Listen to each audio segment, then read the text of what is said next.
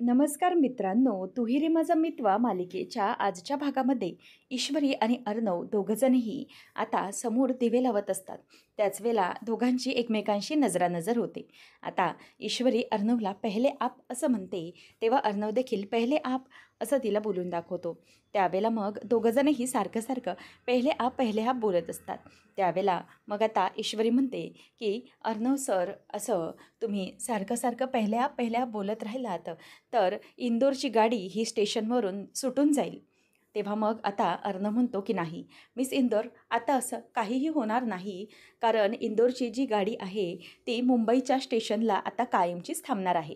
असं म्हटल्यावर आता ईश्वरी त्याच्याकडे बघतच राहते, कारण अर्णवने तिला अगदी डायरेक्टच सांगितलेलं असतं की आता किती काय झालं तरीही आपल्या दोघांची सोबत ही शेवटपर्यंत असणार आहे.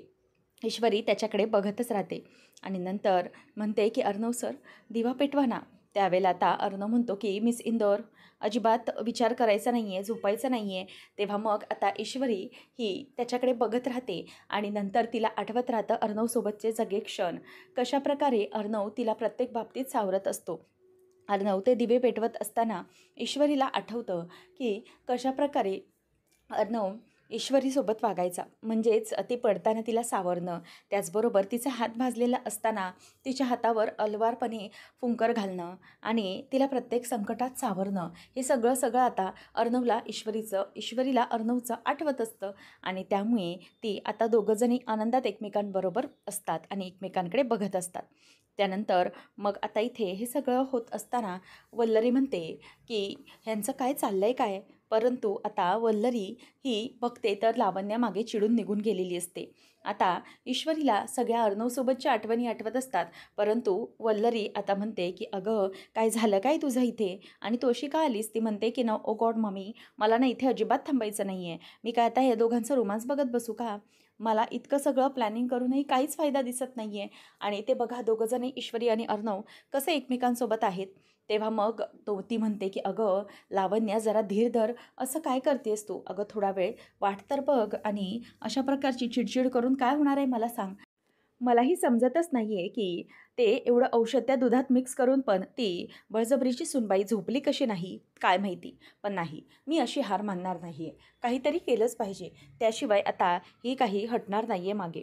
पण मी आता हिंमत हारणार नाही आहे, तसं तू पण हिंमत हारू नकोस. आले तुझ्या लक्षात? असं म्हणून आता तिला ती शांत करते. नंतर मग ईश्वरीला अर्णवसोबतचे सगळे आठवणी आठवत असताना तिचा डोळा लागत असतो. तेव्हा आता त्याचं लक्ष तिच्याकडे जातं आणि तो म्हणतो की "मिस इंदोर, हे काय? अजिबात झोपायचं नाही आहे आता, त्यामुळे तू जागी राहा. आणि ना एक गोष्ट आणखी, आता हे जे काही तू जागरण करतेयस ना, त्यामध्ये तू एकटी नाही आहेस. मी आहे तुझ्यासोबत. मी प्रत्येक वेळेला तुला जागं ठेवण्यासाठी इथेच आहे आणि तुझ्यासाठीच थांबलो आहे मी आज इथे आणि मी असाच कायम राहणार आहे शेवटपर्यंत." असं आता जेव्हा अर्णव तिला बोलून दाखवतो, त्यामुळे ईश्वरीला खूप बरं वाटतं.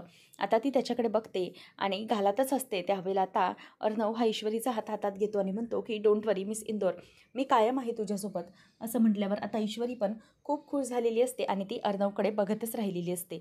दोघांचा हात एकमेकांच्या हातात असतो आणि दोघंही आता एकमेकांमध्ये पूर्णपणे हरवून गेलेले असतात. आता ईश्वरी, अर्णव दोघंजणही खुश असतात. अर्णव आनंदाने ईश्वरीकडे बघत असतो, तर ईश्वरी देखील अगदी खुश होऊन त्याच्याचकडे बघत राहिलेली असते. हे सगळं होत असताना आता खरं तर लावण्य आणि वल्लरी या दोघांची जळफळाट होत असतो. तेव्हा मग अर्णव म्हणतो की "मिस इंदोर, एक आयडिया आहे माझ्याकडे, म्हणजे तुझी झोप उडवण्यासाठी." तेव्हा ईश्वरी म्हणते "कोणती?" तेव्हा अर्णव म्हणतो की "आपण एक काम करूया, आपण ह्या ज्या काही पंत्या लावल्यात ना, हे दिवे लावलेत ना, हे आपण उचलून वर ठेवूया देवाजवळ, म्हणजे कशी आहे ना तुझी झोप उडून जाईल." तेव्हा ईश्वरी आता त्याच्याकडे हसतच बघते आणि म्हणते की "हो, म्हणजे तुमची आयडिया अगदी करेक्ट आहे. असंच केलं तर नक्कीच माझी झोप उडू शकते." असं ईश्वरीला आता लक्षात येतं आणि ईश्वरी त्याच्याकडे हसत बघत असते आणि दोघंजणही तसंच करतात. त्या सगळ्या पंत्या उचलून वरती ठेवून देतात. त्यानंतर मग आता ईश्वरी आणि अर्णव त्या सगळ्या पंत्या वरती ठेवल्यानंतर सोफ्यावर येऊन बसतात. तेव्हा तो म्हणतो की "मिस इंदोर, बरं झालं ना आपण हे सगळं केलं. बघ किती छान दिसतं हे सगळं. म्हणजे त्या पंत्या आपण उचलून उचलून वरती ठेवून दिल्या, तर मग सगळं किती छान वाटतंय. आणि दुसरी गोष्ट म्हणजे या आयडियामुळे तुझी झोप पण उडाली, बरोबर ना? म्हणजे एकदम बेस्ट आयडिया होती ना ही." तेव्हा ईश्वरी म्हणते की "हो अर्णव सर, खरंच तुमची आयडिया ना एकदम बढिया होती बरं का. त्यामुळे माझी झोप पण उडून गेली आणि मग काय आता थोडेच टाईम राहिला आहे. तेव्हा अर्णव म्हणतो की हो मिस इंदोर, काळजी करू नकोस. आता ना पहाट व्हायला फक्त काहीच तास बाकी आहेत, त्यामुळे नको काळजी करूस. लवकरात लवकर हे सगळं होईलच. तुझी इच्छा पूर्ण होईल आणि तुझं हे जे काही जागरण आहे ना ते व्रत. तेव्हा ईश्वरी म्हणते की मला सांगा अर्णव सर, की तुम्ही मला एवढं जागं ठेवण्यासाठी का करताय, म्हणजे मला कळत नाही आहे काय कारण आहे.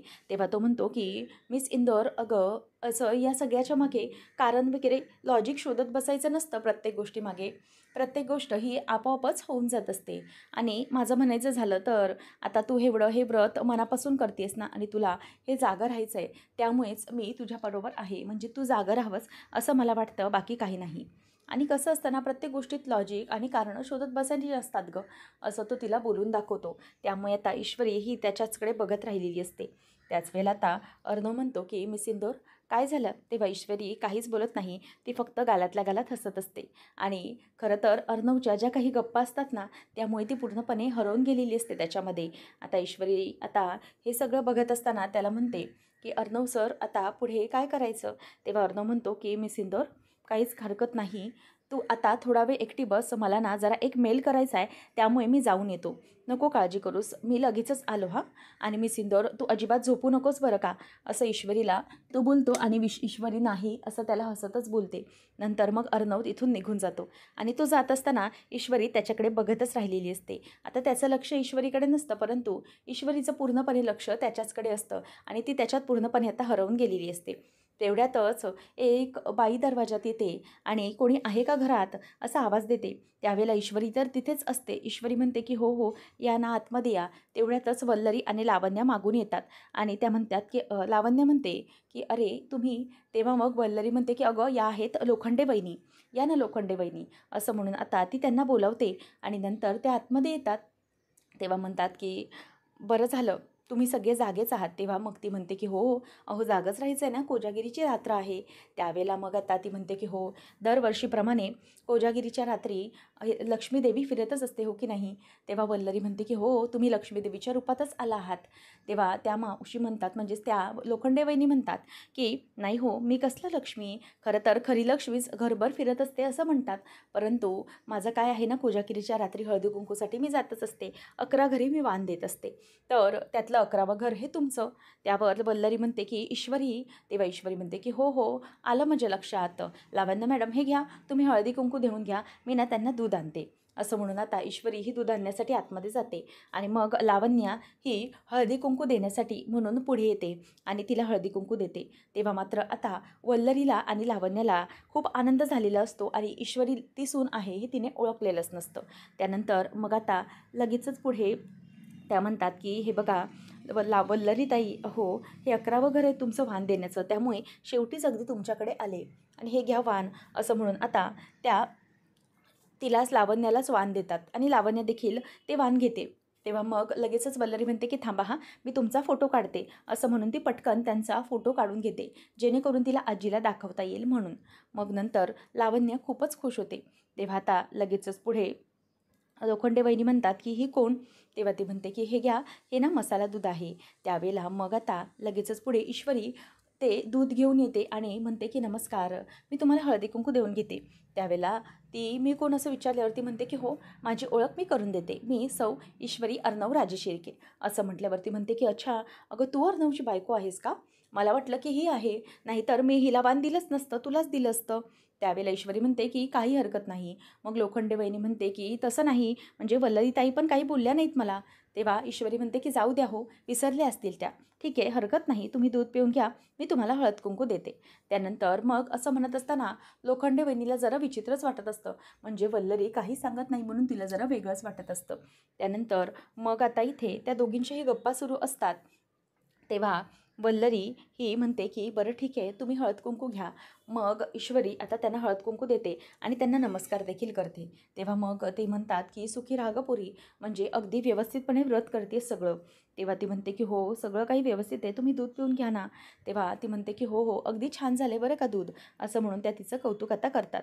आणि ईश्वरी त्यांना हळद कुंकू देखील अगदी आनंदानेच देते. आणि ईश्वरीचा तो स्वभाव पाहून लगेचच लोखंडे वहिनी म्हणतात की खूप सुंदर आहे हा बरं का अर्णवची बायको. असं म्हटल्यावर आता लावण्या लगेचच तोंड मुरडते आणि ईश्वरीला काहीच वाटत नाही वाण न मिळाल्याचं.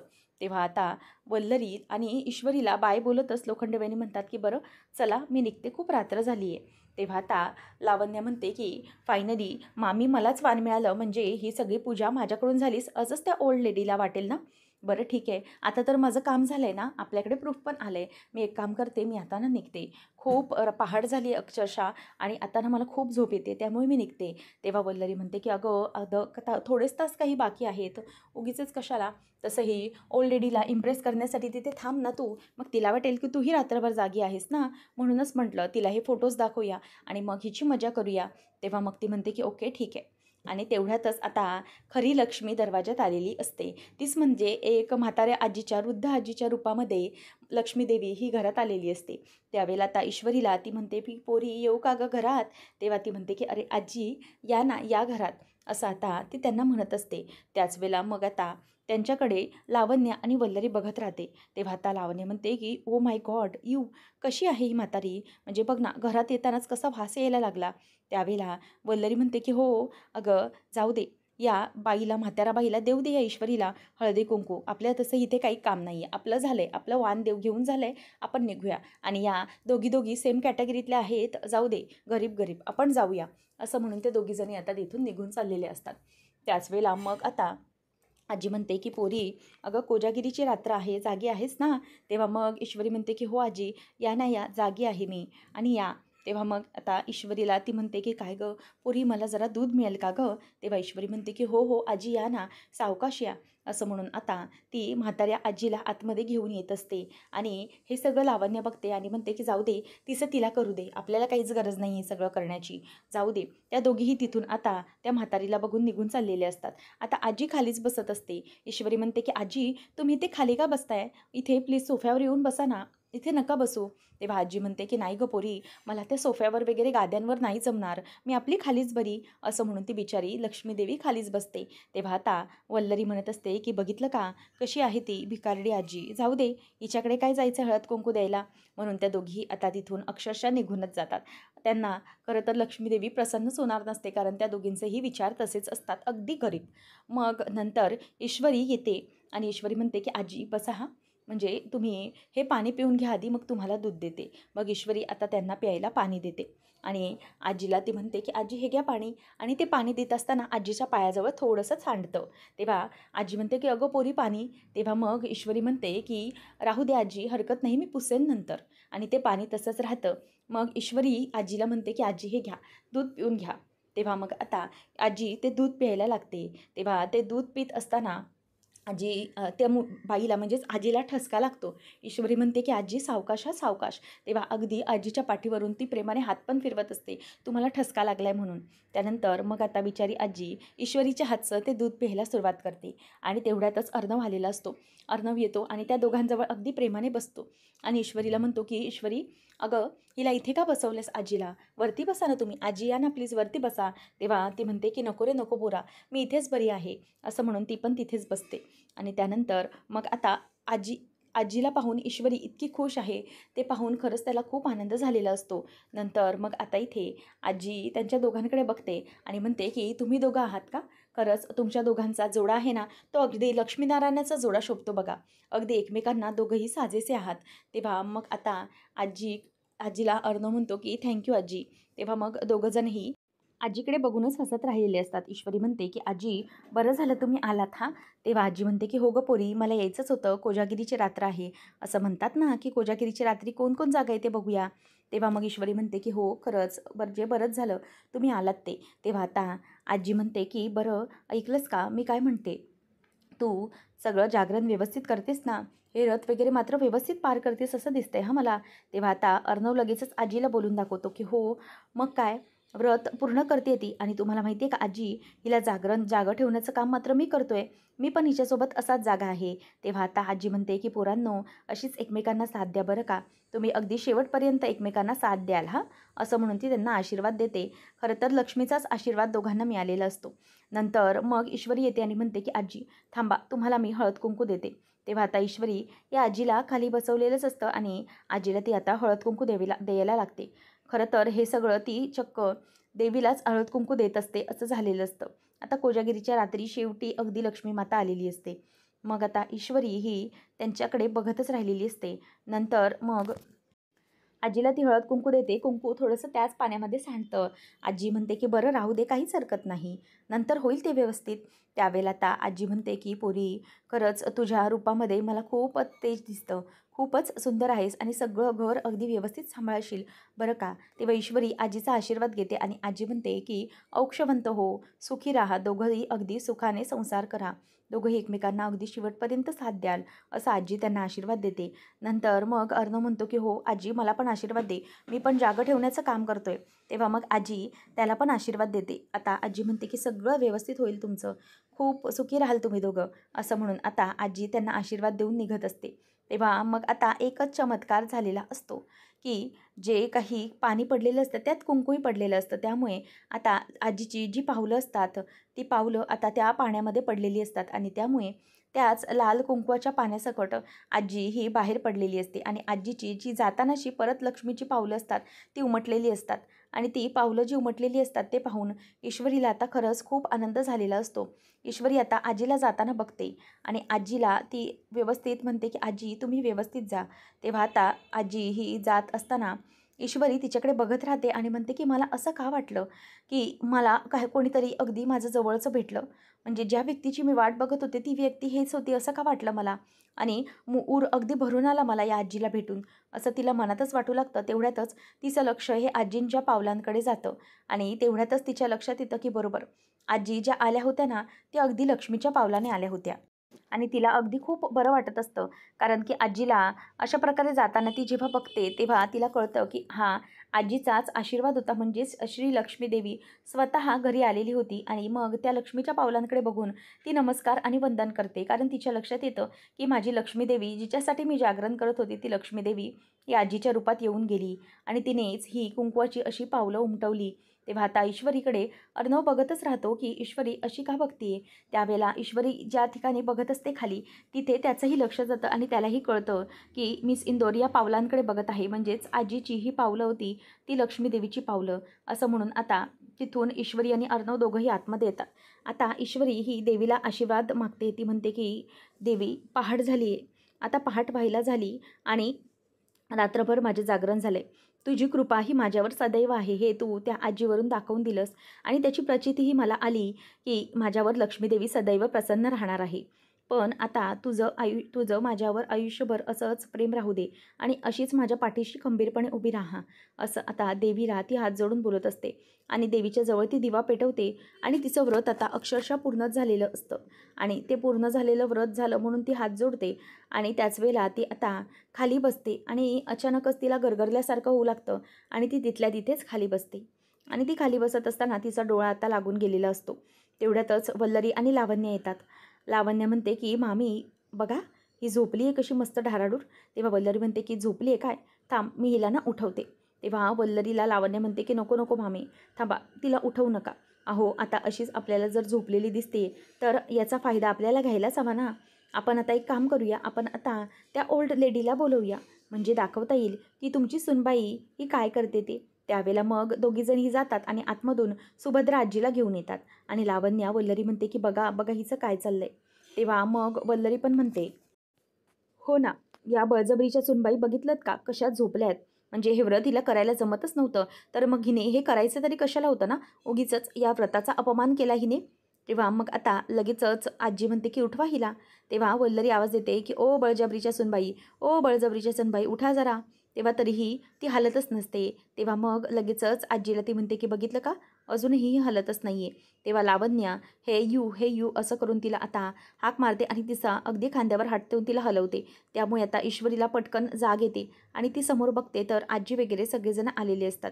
आता त्याच वेळेला ती समोर बघते आणि पटकन उठून बसते. तेव्हा आजीला पाहिल्यावर जरा तिला धक्काच बसतो की आजी कशी काय इथे आली. पण नंतर आजी म्हणते की अगं ईश्वरी, जर तुला हे व्रत जमत नव्हतं तर मग करायचं कशाला होतंस. त्यावेळेला वल्लरी म्हणते की हो ना, बघा ना या बळजबरीच्या सुनबाई कशा झोपा काढतायत त्या, म्हणजे रात्रभर ही झोपा काढतीये आणि मग लावण्या बिचारी सगळ्यांना हळद कुंकू देत बसली आहे. तेव्हा आता ती म्हणते की नाही, अहो आत्ता माझा जरा डोळा लागला होता. ते काय झालं ना, माझं व्रत पूर्ण झालं, पहाट झाली, म्हणूनच मी देवीजवळ नमस्कार केला. त्यावेळेला मला ना जरासं असं गरगरल्यासारखं झालं, म्हणूनच माझा इथल्या इथेच देवीजवळच डोळा लागला. तेव्हा आता आजी म्हणते की गप्प बस, तुझं आम्ही काहीच ऐकणार नाही आहे. अगं हे सगळं करण्याची हौस होती तर मग खोटं कशाला बोलायचं. तेव्हा तितक्यातच अर्णव येतो आणि तो म्हणतो की नाही आजी, ती खोटं बोलत नाही आहे. खरंच ती रात्रभर जागी होती आणि हे व्रत ती करत होती. तेव्हा आता अर्णव तिथून येत असताना दोघीजणी त्याच्याकडे बघतात. तेव्हा आता आजी म्हणते की चिंटू हे काय? तेव्हा मग तो म्हणतो की हो आजी, मला माहिती आहे मिस इंदोर रात्रभर जागी होती, कारण मी पण तिच्याबरोबर जागा होतोच. आम्ही दोघंही जागे आहोत आणि मिस इंदोरने सगळ्यांना अगदी शेवटपर्यंत हळद कुंकू दिलेलं आहे आणि ती तिथेच आहे. त्यामुळे किती काही झालं तरीही मिस इंदोर खोटं बोलत नाही आहे. आजी तुझा माझ्यावर विश्वास नाही आहे का? असं बोलल्यावर आता आजी गप्पच बसते. कारण अर्णववरचा अविश्वास ती कधीच दाखवू शकत नसते आणि तो खोटं बोलणार नाही हे तिला अगदीच व्यवस्थित माहीत असतं. त्यावेळेला मग आता हे सगळं होत असताना ईश्वरी ही म्हणते की आजी हो खरंच बोलते मी तुम्हाला, मी शेवटपर्यंत हे व्रत करत होते. बरं तुम्हाला खोटं वाटतंय का या? मगाशी आजी येऊन गेल्या एक शेवटी आणि मला तर असं वाटतंय की त्यांनी मला आशीर्वाद दिला आहे. हा लक्ष्मी देवीचाच आशीर्वाद होता. त्यावेळेला आता आजीला ती घेऊन येते आणि म्हणते की हे बघा आजी, त्या आजीची लक्ष्मीची पावलं उमटलेली आहेत आणि मग मी शेवटपर्यंत हळद कुंकू देते, हे सगळं यावरचं चिन्ह आहे. मग ते नंतर झाल्यानंतर ती म्हणते की या आजी आल्या होत्या ना, मला खरंच असं वाटतं की लक्ष्मी देवीनेच मला आशीर्वाद दिला आहे यांच्या रूपाने. तेव्हा वल्लरी म्हणते की अच्छा, म्हणजे तुला काय म्हणायचं आहे की आम्ही खोटं बोलतोय का? अहो आजी, तुम्हाला माहिती आहे हे काही नाही लक्ष्मीची पावलं वगैरे. एक म्हातारी आली होती, अगदी भिकाऱ्यासारखीच होती. खरं तर वाण दिलंय ते आपल्या लावण्याला दिलेलं आहे. लावण्याला लोखंडे वहिनी आल्या ना, त्या लक्ष्मीच्या रूपात आल्या आणि त्यांनी वाण देऊन गेल्या. बघा, हे बघा आजी, मी तुम्हाला फोटो दाखवते. असं म्हणून आता लगेचच लावण्या फोटो दाखवते. त्यावेळेला मग तो फोटो दाखवत असताना लगेचच अर्णव बोलून दाखवतो की मला हे कळत नाही आहे. मिस इंदोर या घरची सून आहे, ही लावण्य या घरची सून नाही आहे. त्यामुळे तिला हे वाण मिळालं त्याबद्दल काहीच नाही आहे. तेव्हा लगेचच आजी म्हणते की हो अगदी बरोबर आहे, म्हणजे या घरची सून तर ईश्वरी आहे आणि मला असं वाटतंय की लावण्याला नाही तर ईश्वरीलाच लक्ष्मीचा आशीर्वाद मिळाला आहे. म्हणजे लक्ष्मी देवीने ईश्वरीलाच आशीर्वाद दिला आहे असं दिसतंय या लक्ष्मीच्या पावलांवरून. म्हणजेच ईश्वरीने हे व्रत अगदी व्यवस्थित पूर्ण केलेलं आहे असं आजी आता बोलत असते. पुढच्या भागात आता ईश्वरी म्हणते की आजी, तुम्ही जरीही मला सून म्हणून स्वीकारलेलं नसलं तरीही एक माणूस म्हणून मी जो काही व्रत केलं आहे त्याबद्दल तुम्ही मला अप्रिशिएट केलं, त्याबद्दल खरंच खूप खूप थँक्यू. आणि मला तेच आवडलं की मी हे जे काही व्रत केलं आहे त्यामुळे निदान तुम्हाला हे तरी समजलं आहे की मी कधीही तुमच्या शब्दाच्या बाहेर जाऊ शकत नाही. तुम्ही माझं त्या बाबतीत कौतुक केलं, त्यासाठी खरंच खूप खूप थँक्यू असं आता ती बोलून दाखवत असते. त्याच वेळेला मग आता ते त्यांच्याकडे आजी बघायला लागते आणि म्हणते की मी तुझं कौतुक केलं आहे, तू व्रत केलं आहे म्हणून याचा अर्थ असा होत नाही आहे ईश्वरी की मी तुझा नातसून म्हणून स्वीकार केलेला आहे. तू हे जे काही लग्न केलं आहेस ते अजूनही तसंच आहे आणि ते आमच्या मर्जीच्या विरोधातच केलं आहे आणि हेच सत्य आहे असं आजी आता कटूपणे ईश्वरीला बोलून दाखवते. ईश्वरीला वाईट वाटतं आणि पुन्हा एकदा ईश्वरीच्या लक्षात येतं की मी एवढं सगळं व्रत केलं आहे त्याबद्दल आजीला काहीच वाटत नाही आहे. नंतर मग आता असं बोलल्यामुळे, आजीचं बोलणं ऐकल्यामुळे ईश्वरी जराशी दुखावलेली असते. आता ईश्वरी ही तिच्या खोलीमध्ये असते. आजीच्या बोलण्यामुळे तिला खरं तर वाईट वाटलेलंच असतं, परंतु अर्णव तिला समजावत असतो की हे बघ मिस इंदोर, तू प्लीज मनाला लावून घेऊ नकोस. काय आहे ना, थोडा वेळ जाईल, आजी तुला एक्सेप्ट करेल नक्की, परंतु काही काळानंतर आजी तुला नक्कीच एक्सेप्ट करेल असं अर्णव आता बोलून दाखवतो. त्यावेळेला असं बोलल्यानंतर ईश्वरी ही विचार करते की नक्की काय होणार आहे. ईश्वरी म्हणते की बरोबर आहे ना सर आजींचं, आजी तरी मला कसं एक्सेप्ट करणार आहेत ना, कारण त्या मला एक्सेप्ट करू शकणार नाही आहेत, कारण आपलं लग्न, असं बोलून ती तिथेच गप्प बसलेली असते. आता अर्णव हा ईश्वरीला नेमकं यावरून काय समजवणार. आणि त्यानंतर मग राकेश उठलेला असतो अगदी गाढ झोपून. तो म्हणतो की हे काय झालं नेमकं माझ्या बाबतीत, रात्री मी इतका गाढ कसा काय झोपून गेलो मलाच कळलं नाही. परंतु नाही, आता ना हे बस झालं. ती ईश्वरी अशी अर्णवच्या आजूबाजूला फिरते ना, मला अजिबात आवडत नाही. मला आता काहीतरी केलं पाहिजे असा राकेशच्या डोक्यात विचार येत असतो. आता नेमकं पुढे काय काय घडणार हे पाहणं रंजकतेचं ठरणार आहे. अशाच मालिकांच्या अपडेट्ससाठी आजच आपल्या चॅनलला सबस्क्राईब नक्कीच करा. धन्यवाद.